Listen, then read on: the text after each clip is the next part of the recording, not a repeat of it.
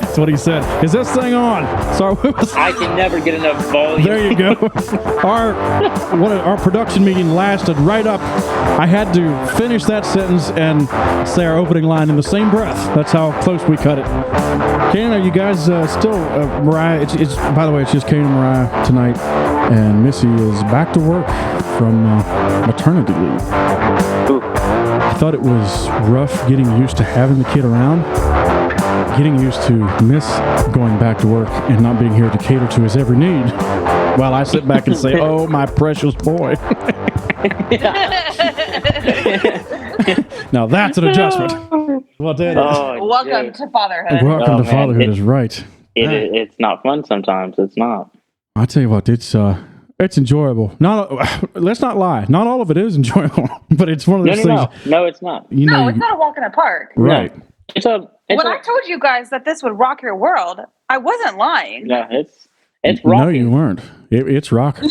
It is rocking. It's a lot more rough than people make it seem. Oh my, oh my, yes. Well, dude, no joke. When Jackson was little, he did not take a pacifier. He did not take a bottle. And Mariah was working 12-hour shifts? Yes, because I would work the weekend. Yeah, so she'd work the entire weekend. And so that entire weekend, dude, I'm not joking you, dude, I would have to literally shoot milk into his mouth because he would not take a bottle. You screamed. It was horrible. Oh, it was horrible. So I hope that the second kid is nothing like that. But our situation's also different now because I work from home. It is. And True. So you could have a laptop in one hand and his mouth on your the other. Okay. I was wanting to see how you was gonna, navigate your way out of that. I was chill. I was like, where are you going? Oh, that's funny. None of your business, Rob was gone. So I just want to know, is everybody still here after what? By the time this comes out, I guess this might come out this week. I don't know. Dan Stetler ain't got none of y'all over there. No. Y'all still living. Good. He wishes he could get close to us. No, we have survived the storm. Survived the storm.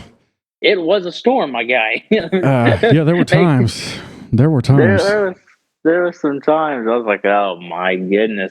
And then a lot of times I'd be like, man, we didn't even really mean it that way. It was more like a joke than anything. In the meantime, Mariah's sitting there and she's like, hold on.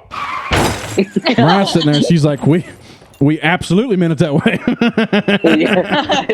Don't tell me what I didn't mean. Well, you may have, but we all joke around and act crazy, but a lot of people, I guess, just are not big fans of that. Well, Mariah, I don't like our humor. You've built a little bit of a fan base from your last two performances, where you have ripped apart two holiness preachers. I mean, it's my specialty, Phil. Who would have known being mean could get you And you say that it's bad. I don't think of this as a bad thing. Well, and who would ever thought that Mariah would be capable of being mean? Oh yeah, not little old Mariah. Not little old Mariah. Oh man. And I'm sober. Oh my God. I have to be for at least 4 more months. Exactly right. Yeah. So because of all that, something that kind of ties in with this, Canaan, you were, how do we want to go into this? So you have heard, I think we've probably all heard that the charge that we are just holiness bashers, right? Oh yeah. And I know from conversations that me and you have had that you don't necessarily appreciate that language. No, I would not call it bashing. I would call it informing. Vigorously informing people to run the other direction. Oh man, I'm just joking. It kind of, not really. So what would you guys say to that? Because there are people that feel that way about us. There are those that say that, we are, like when we do episodes like we did about Dan Stetler, that we are just making fun of them or trying to make them look stupid or trying to, just bash them or whatever. There's people who say we You know, bash the entire holiness movement and that we fight holiness and all that. So now that you say that, yeah, I guess we're bashing. there you have it. Well, from what you're saying, you could just end the whole thing right here. Right here. Yeah. All right. We're bashing. You guys are right. We're wrong. You were right. We Sue were me. wrong. Yes, you caught me. No, what would you say to that? I mean, I would have to say that, like, no, I was kind of joking a minute ago, but like, I would call it more informing. Yeah, we may say it in a way people may not necessarily like, but that just comes because we ain't got the most schooling, and we just don't really have any other way of saying it, Yes. I guess we could use a better tone, like, oh yes, they suck so bad.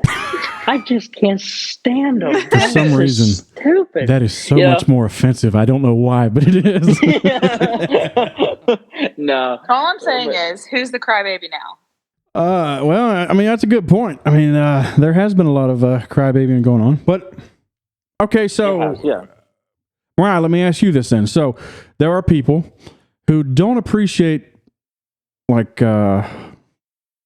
when you reference the fact that Dan Stetler may or may not be 400 years old, slight things like that. There's people not going to like what you say. What do you say to them? When they can control my mouth, then they can control what I say. And she can't even do that, so fat chance that you're going to do that. I mean, no, I'm kidding. Yeah, it does come across as harsh. I get that. But I mean, really, I guess when you've dealt with stupidity long enough, you almost just kind of get tired of it and just kind of call it how it is. Yeah, okay. Here's a good example. Now, if you don't think this is a good example, you can cut it out and we won't use it. But I sat around with tons of CHM people back in 2016, 17, 18, and then even into 2020. And we bashed the living crap out of us some Democrats. Mm-hmm. I mean, dude, I'm telling you, man, if some of them people, and me included, I'll let myself in there, I probably struggled the worst I ever had in 2020 when it comes to spiritual things. Because if we would have had baseball bats, dude, there's no doubt we'd have probably been busting some kneecaps. You know what I'm saying? Right. I mean, we were just bashing ourselves some Democrats, okay? All well and good, man. I've been involved in those parties. Yeah, I know what you're talking about. Yeah, not a problem, man. Dude, those are fun. But the minute you start talking about something that hits close to home or something that they're involved in, then all of a sudden you are a basher. Oh, you're just a horrible Shame human. on yeah, you. You're a horrible human being. How dare you for bashing some person? Oh, well, wait a minute. What about Joe Biden, Hillary Clinton, Bill Clinton, Nancy Pelosi? Like, the Kamala lady. Aren't they like people? Like, aren't they like, you know what I'm saying? Like, if you want to use that whole Christian and holier than thou type attitude, you know what I'm saying? Absolutely, I know what you're saying. Let's use it across the board. Yeah, if you don't, you talk about us bashing, the CHM, well, then I don't want to ever hear you say a negative thing about a Democrat. Like, and also, I know the way that those girls gossip. Let me just tell you. Yeah, well, yeah, but think about it, like, I don't know. So I guess my thing is, it kind of almost comes back to consistency of the CHM. Oh, let's, we don't bash us. Don't say anything negative about what we're doing, even though our stuff is very, screwed up. And the system's very flawed, but don't attack me. Don't look at me. I'm not doing anything wrong. Oh, them stupid Democrats. Oh my God, I wish they just all dropped dead. Mm-hmm. You know what I'm saying? And on and on and on it went. It's like, be consistent. Well, if there's one thing we know that they will most likely never be found guilty of is consistency. But be that as it may. Praise be to that. Yeah. I think that's a very good illustration that you're using, because I've been in those things, and some people too. They seem like that they're more concerned with political things than they are with whether something is actually biblically accurate or not. Yeah. And we'll get all up on our high horse and we'll fight over something that I have zero control over. I mean, yeah, I can go vote. But when you think about it, and I believe that all that's important. I feel that voting is important, and and I would be happy to sit and talk to somebody about just why I believe the political things I do, but I don't feel the need to necessarily disfellowship or whatever you want to call it somebody from that we're no longer brothers in Christ just because they believe in universal health care and I don't. Yes, exactly. You see, that's but if a woman wears pants and the other one doesn't, they can't be friends. Yeah, it's true. It's true. Let me hit your bell there for you. Thank you. Yeah, I mean, no, you're absolutely right. And I mean, let me be clear. For one, I'm not trying, and I don't think any of us are actually trying to like just bash the scene, Jim. Like, oh, we're not bitter, we're not upset. There's just a lot of things that are flawed, and we are just kind of coming in and being like, hey, we don't agree with that necessarily, and trying to point people a little different direction. Am I making sense there? I mean, yeah. Well, if I could say this, there are times that I am upset. I'm not bitter, but I do get upset. Yeah, no. At the situation because I feel that there's such a big time injustice done under the name of Christianity and fundamentalism and all that. Oh yeah, no, you're right. And so one of the things that we got too, we would get this. I heard it a couple times. Was you don't even know these people. They've had a, Dan and Mrs. Stetler, Joan, I think her name is. They've had a rough week.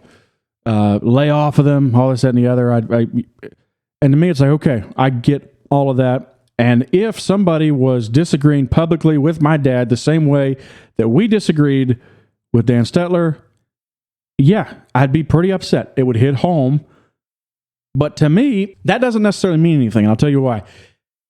Find somebody that is actually able to look at the behavior of their kids with a completely open and honest and unbiased perspective. I mean, how many times have we seen like something on the news and maybe saying find anybody? Some people are able to do this, but I feel like it's harder to be actually objective when you're talking about your own family because you feel this loyalty to them. Yes. Because you look at all the people on the news and somebody's, their kid's about to be sent to the electric chair and their mama's there like, he was just a good boy. It's like he slaughtered 7 people. He wasn't just a good boy. That's a good old boy. Oh, man. And so to me, it's like, okay, I get it. I would be mad too, just because there's that family tie thing. But that doesn't mean that I can't then stand for what's right. And I mean, some of these people's been in leadership since before I was born. Yeah. You should be able to stand some criticism. Well, look, my thing is if you're going to stand that leadership, quote unquote, if you're going to be in the spotlight, if you want to make yourself known, if you're going to be someone who travels around and wants to have your little high horse, then you better start watching what you're going to say, or you are going to get some feedback. Right. And when you do get feedback, you either have a backbone or apologize. Right. Absolutely. Yeah. Absolutely right. No. I said very well. But you talked about like having that family tie, and stuff, and that loyalty. I get that to a point, but I've got a family member it's a pretty close family member, and there has been some rumors that the business dealings have not always been on the up and up. And when I started marrying into Mariah's family, her aunt and uncle actually own a very successful what is that, gravel and like concrete business. Well, this family member has got some outstanding debt that's never been paid to the tune that he is no longer allowed to get any more material from this concrete company anymore. I see. And unless he has cash on site up front. It has to be up front. And when I first heard about this, I'm like, how bad is it? It's all, trust but verify, And but then when I started learning that this is true, I'm like withdrawing myself. Like, okay, I just want you to know I have nothing to do with these business dealings. I am as far away from that as I can possibly get. Wanted them to know that my hands were clean. Yeah. And so I'm saying that, and this is a very close family member, I'm saying that to say that, look, just because they're family doesn't mean they're right. You're correct. And when did we have to start thinking just like a family member. You know, I mean, That's as true. far as I knew, That's very true. we have a brain. We can think on our own. And so, Right. So yeah, so that I get it to a point, but on the other hand, I'm like, nah, just start thinking for yourself and let them stand on their own, because what they're saying may not be 100% factual. I agree with you, and I think I probably didn't state it the way I should, because I agree 100% with you that we should call out our family members or stand against them if they're doing wrong. I guess I understand that it wouldn't feel the best if somebody else was doing that. No, absolutely, So I get that. I just want them to know I understand that. I do get that, but that does nothing to push back against the things we said, the charges we made. It does nothing to defend the things that he said and all that stuff. Well, and to kind of continue with what I was saying there is like, it's my family member. I love that family member. I would do anything for that family member. That family member knows that I love them, but I am not and will not go to bat for them when it comes to business dealings. Right. Because I know I'm going to get my butt burnt. Right. So it's like, you know what? No, I love you more than anything. You're family. Like, but you stay over there and we're going to stay over here. Well, it's not even about stay there. Say, hey, like, man, they're family. I'll be with them, but I'm not going to go out on a job site with them and order concrete. Yeah, and you're definitely not going to sell them any concrete, is what you're saying. Yeah, I won't sell any either. So, I mean, you know, so yeah. So for people that say that we have a podcast that bashes the CHM, would say, I guess I would have to say, depends on your definition. If you're talking about we're calling out the bad, I mean, I guess you could call it that. I don't think that's the definition of bashing, but no, we absolutely feel that there are plenty of bad things in that movement, and there's plenty of people that have felt they've been alone for all these years, and now we've all kind of been able to get together a little bit. Yes. And discuss things, and thankfully we've been able, because we have the technology to really, is just kind of blast this out there that you're not alone, and that stuff, a good majority of that stuff, was bullcrap. All I'm saying is, if we were going to bash, they would know it. Oh my! I think bash is a strong word. I get what they're saying. I get where that it could come across that way. I really do. I think it just really comes down to, do they know the heart and the intent behind this? It's not to be mean. It's not to personally attack them. But dude, there are so many hurting people out there that has been hurt by the CHM, and they don't want to believe that. And that's fine. You don't have to. But they are not seeing the floods of messages. Right. You know, they're exactly not. They're right. not here. They're not talking to the people we're talking to. Yeah, they're not talking to the people that we're talking to, Yep. and you know, and stuff, and they're not hearing the stories that we're hearing. So, to them it's going to be bashing, but to us it's just like, no, we are literally just informing people that there is a better way. There's a better life. Exactly I'm right. like, trust me, like I mean, I haven't been hurt like people have. Mm-hmm. So mine, I can honestly say mine is not bitterness. I'm not bitter. Right. I'm not bitter towards the CHM. I mean, I don't hate them. No, I love them. But can't. what they do is wrong, and what they stand for is wrong. Yeah, very good way of putting it. Absolutely. So there have also been people that have said to us, and this is kind of on the flip side, maybe a little different direction with this conversation. There are people that have said to us, guys, you all say things that you probably shouldn't say if you're trying to be a religious or Christian podcast. Oh yeah. Like, give an example. I'm not understanding. I'm sorry. Yes, Phil, give us an example. Give an example. Lustful jokes. Well, as long as you're making them about me. Them lustful jokes, we can't have those. As long as it's about your wife, who freaking cares? Oh, well, you know. I'm trying to think of an example right off the top of my head, but I know there's been times when I've went back and listened to episodes in the past, I've been like, oh, but why did I let that get out? Dude, I have thought that same thing. I remember listening to a podcast, and I was like listening to it. I'm like, I hope my pastor don't hear that.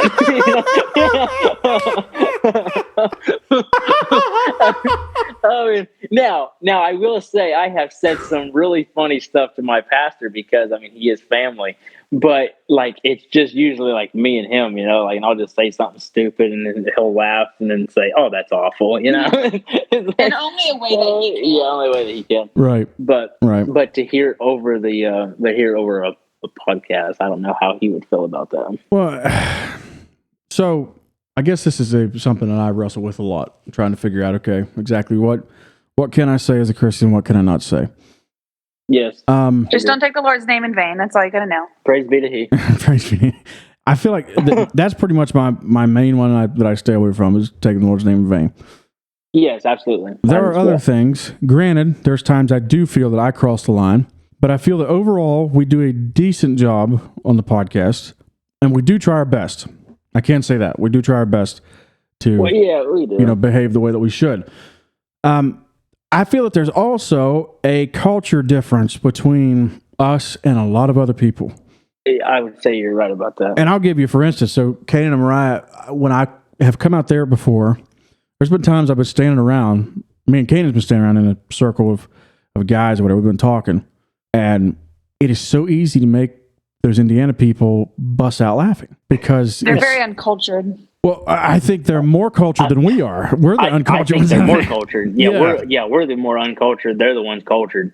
We're the ones that just like doesn't give two craps and will just I see what you're saying. Opposite. Anything. And they're going the opposite way. They're more like would the word refined be? But I think they're more refined. I see what you're saying. Like they have a line and you don't. Yeah, we're like we'll cross that line all day long. Well, I'll just say if anybody actually knows Kanan on a more than surface level, on a they will biblical know base. I'm sorry. I don't know him the Bible.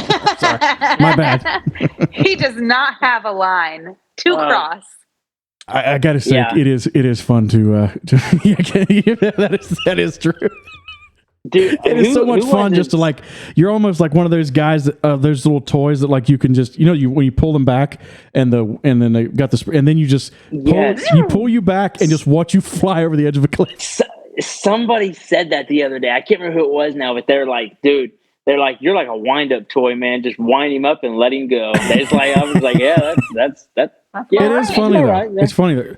It is. There is some stuff though that I'll literally just blurt it out and then be like, oh, I probably should have said that to who I've done that a lot.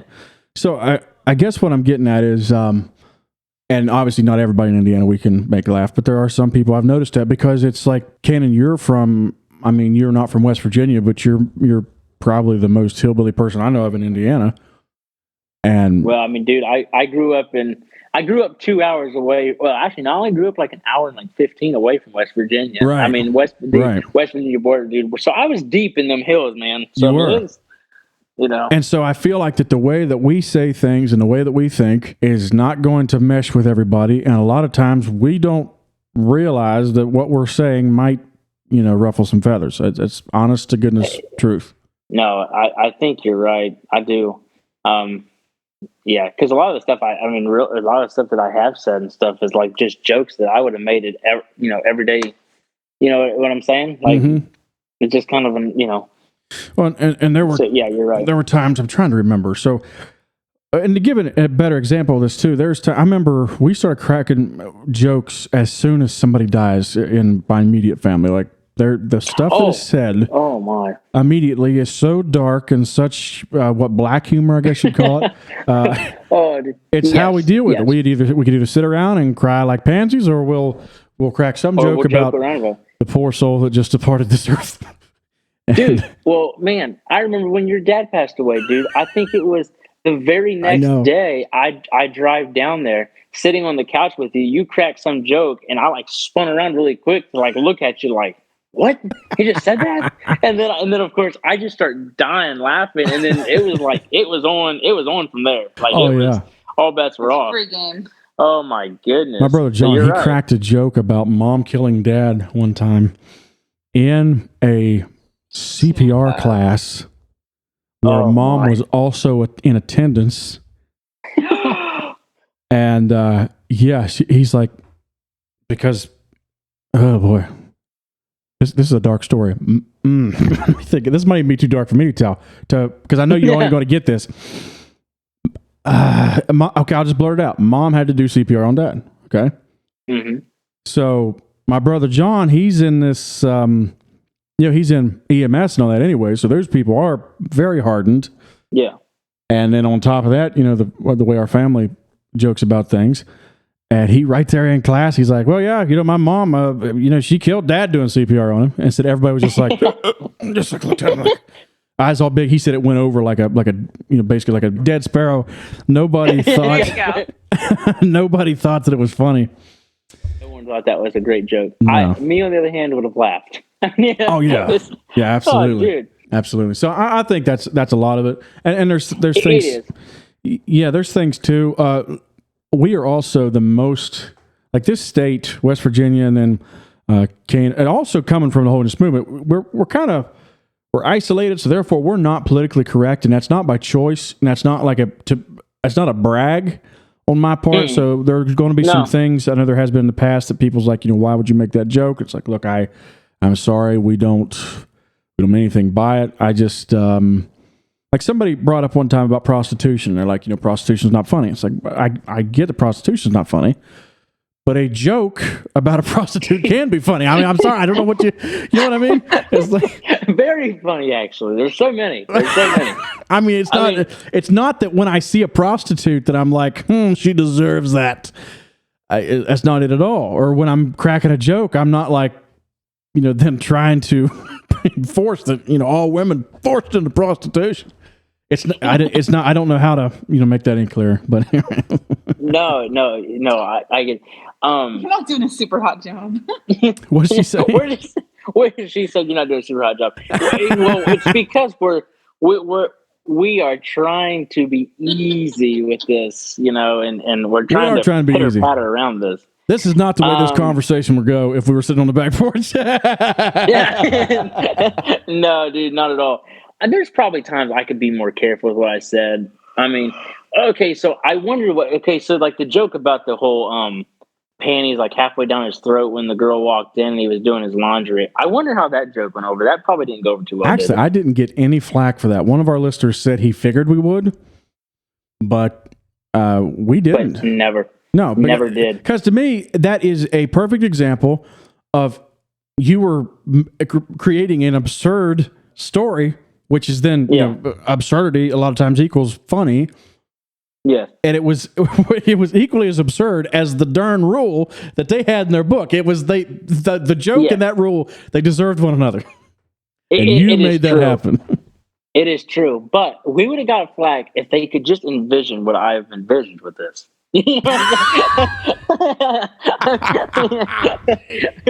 long have you sat and thought about this? Literally, all I had to think about was... I don't want to know. No. Actually, just don't. Let's just... Literally, all I thought was, I was like, they can't do one another's laundry.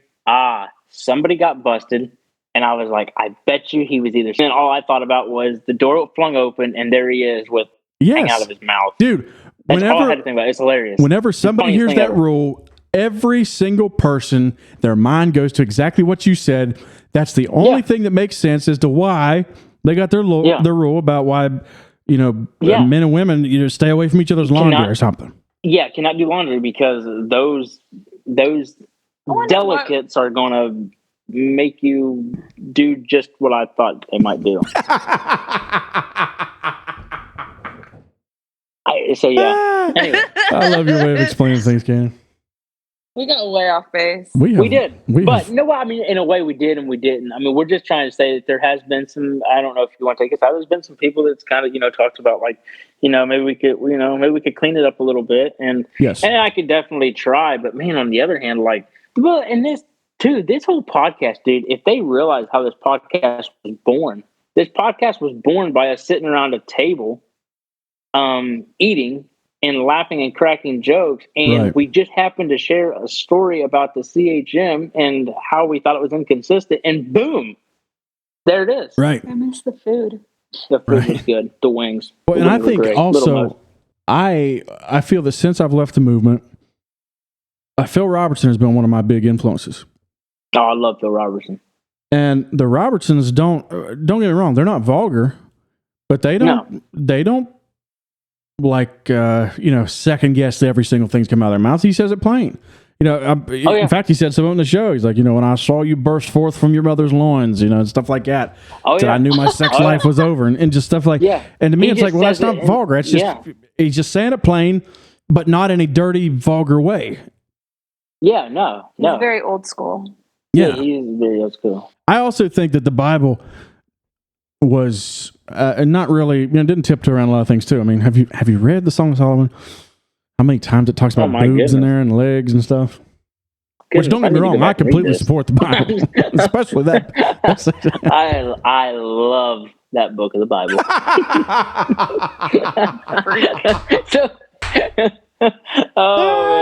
Man, it's like when Kevin from The Office, they were going to have him pee in a cup. He's like, I need a magazine. She's like, you're just peeing in a cup.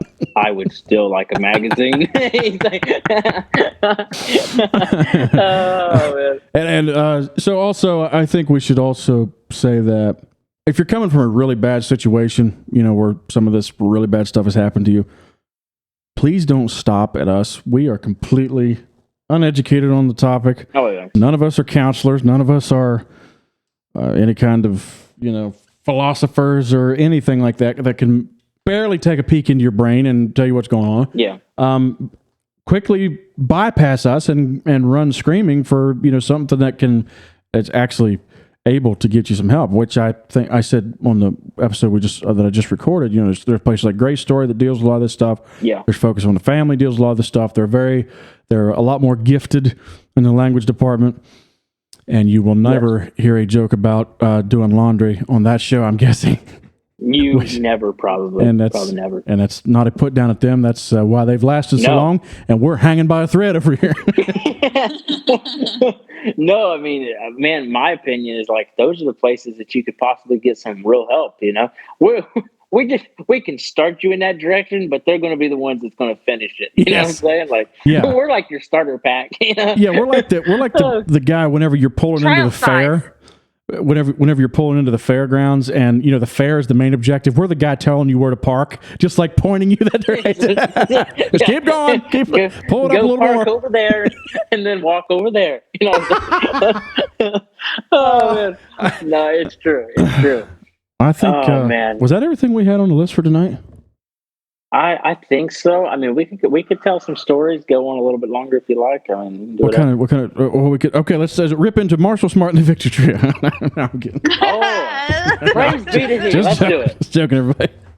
My goodness, picking on the dead. Oh man, I dare you. Oh, they really hate my jokes, wouldn't they?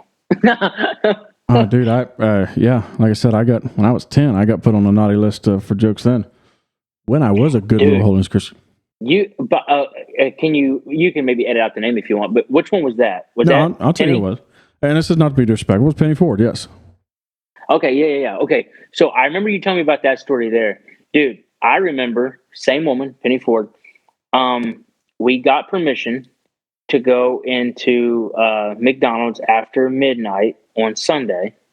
We got the permission to go. This person said they did not realize it was mixed company. We all thought that was company. Mixed company. I like that. Who said it was a mixed company? I like that language.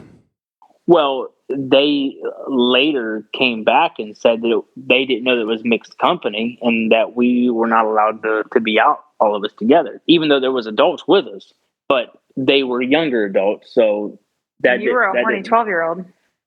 Horny 16-year-old, get it right. Goodness gracious. Okay, well, I hope you weren't doing stuff at 16 with other people. But so we went into McDonald's and we came back, got caught, trouble, whatever, because it was mixed company, it was guys and girls. That was like the beginning of the week. Actually, if I'm not mistaken, that might have been the first Sunday of the camp or whatever. Dude, it was probably like a good 4 or 5 days. Penny Ford kept going up to that same girl, which, mind you, was like 25 or 26 at the time. Mm-hmm.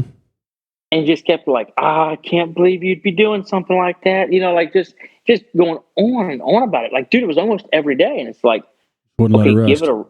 it's like, give it a rest. Yeah. Like, like what is done is done. Like, and nothing happened. We were with adults. Get over yourself. It's like, good heavens. Well, So, and Penny would, I'm sure she would tell you. I mean, she was very strict, from what I understand. Yeah. Now, the other two, they seem to be a lot more laid back. And if people don't know, we're talking about a Victory Trio. I'm assuming most everybody does know about them. Know. Unless you were Bible missionary. Missy did not know who they were, believe it or not. Whoa.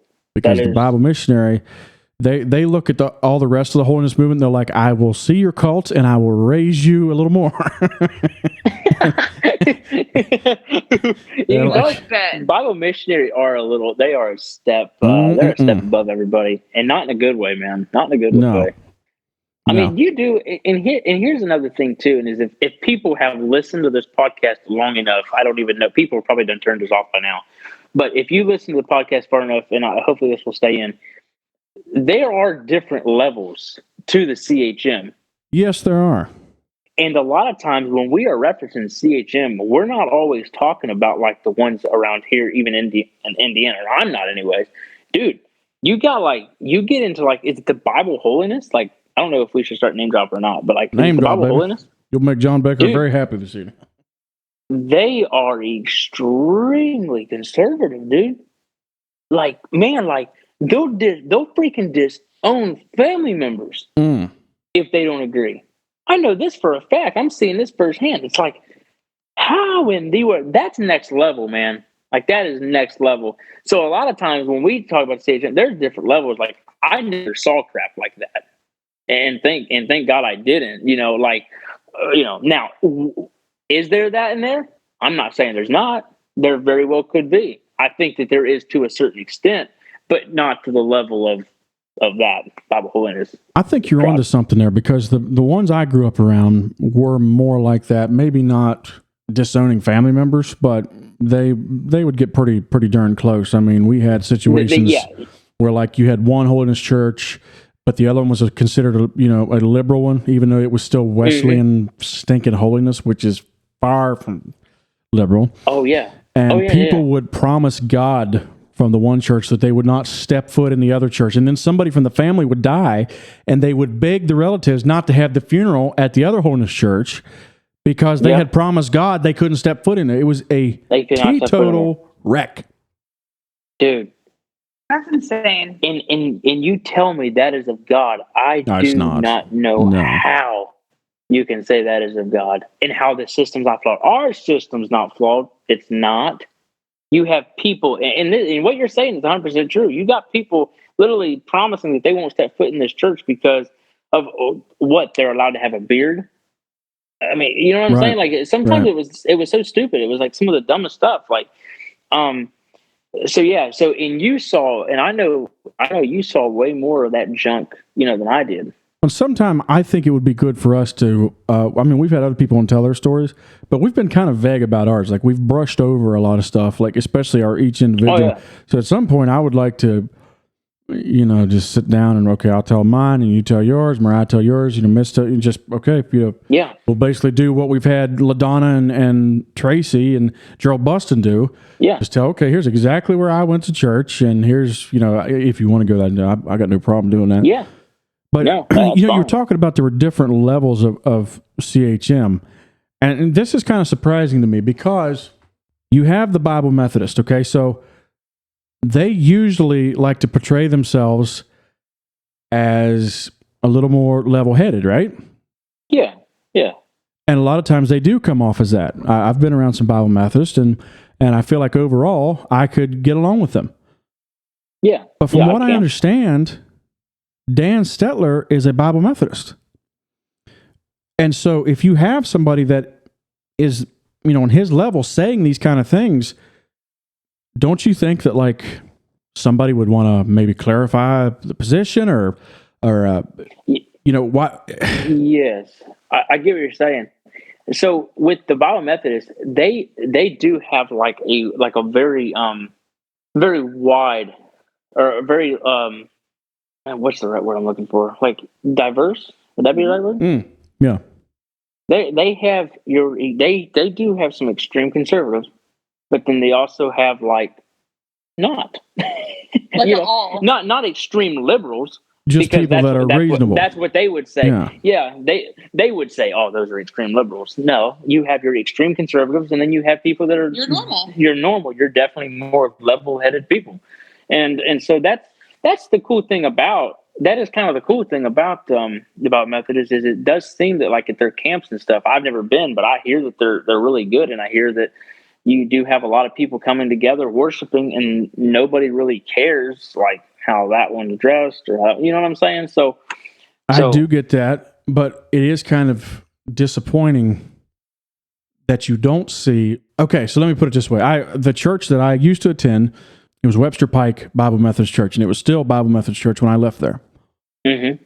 And we had a couple revivals or special services during that time because we were only members. Our church was only a part of the Bible Methodist for just a little while before I left, and then it since pulled out. But I remember hearing these Bible Methodist pastors. Preachers. There was Darren Foreman, I think, and you had Chris Cravens and some of these, and they seem like such reasonable guys, and their sermons and stuff were. I remember hearing Darren Foreman preach, and like I said, this ain't been that long ago, so I was still pretty well out of the movement. Yeah, as far as my thinking. And just hearing him preach, I was like, yeah, I like that. I can get behind that. Like it was inspiring, and there was no baloney, and he preached a real good message. But then, and this is not to say anything about these guys in particular, but just that group as a movement, why not speak out against some of this major legalism that's doing the damage that Dan Stetler's doing? Yeah. No, that's a good point. I would say they probably don't want to touch that with a 10-foot pole. You're probably right. You're probably right. They're like, nah, we're good. Yeah, I would say when it comes to like the Bible Methodist, like that is probably like it. I don't like organizations, me personally. But if you feel the need to be in one, that would probably be one of your better ones. If I'm talking about like not even becoming a member, but like if you want to go to youth camp or family camp, or you want to go to these little things to make you feel good, that would Bible Methodist probably be your best bet. If you want to go to a holiness event, yeah, absolutely. That's probably your better one. They even have a pretty cool thing called Men of Integrity. A lot of men get together. They go golfing, shooting guns, fishing. So yeah, they got some good stuff. Yes, they got some good stuff. So I mean, if you're going, so there are different levels of the CHM. So I guess we said all that to say, like when we're talking about the CHM and people are saying you're bashing, a lot of them probably don't even realize that the ones that we're actually talking about aren't hearing us because they don't believe in internet. Yes, you're exactly right. You're exactly right.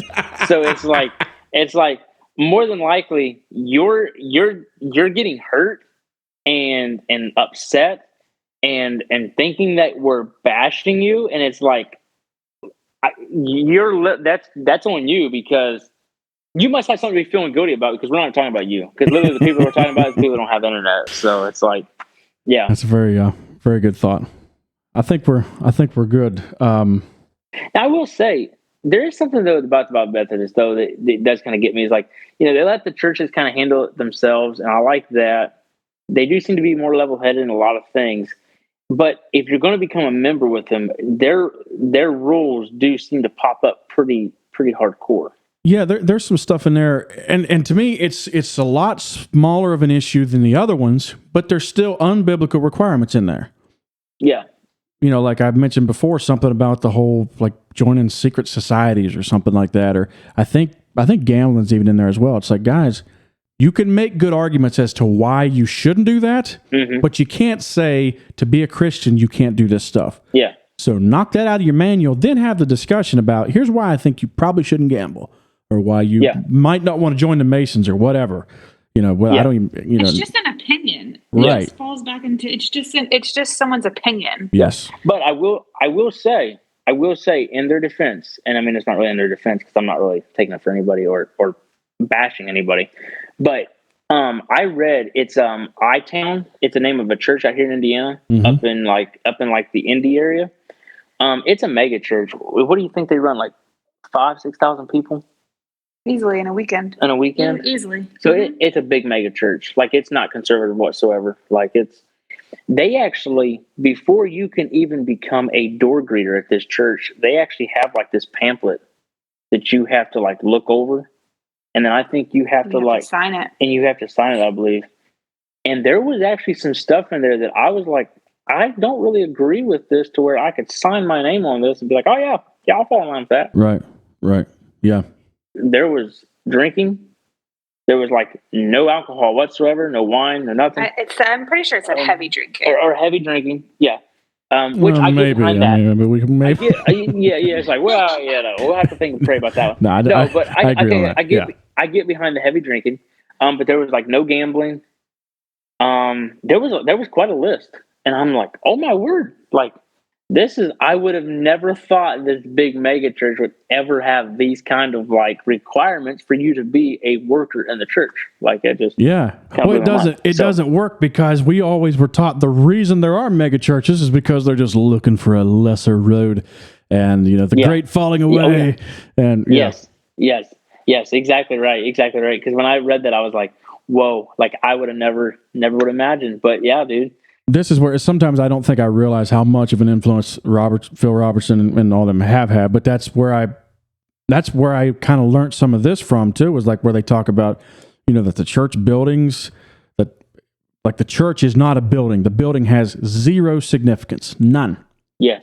And so now I look back on that and I'm like, holy cow. I remember like our church remodeling stuff and putting new oak paneling and new baby grand pianos and stuff. And now I didn't like it then. And especially now I'm like, oh my Lord, what a waste of money. Oh yeah. And then one of the other things that the Robertsons are big on too, they said they had somebody come up to the church. I think it was talking to Al when he was the pastor there. I don't know if he still is or not, but they said, we'd like to become a member of the church. And they're like, what do you mean? Like, we would like to take formal membership. We're like, are you a Christian? They're like, yeah. He said, then you're a member. Like, we don't do your formal membership or whatever. Yes. It's like that's the way I like it right there.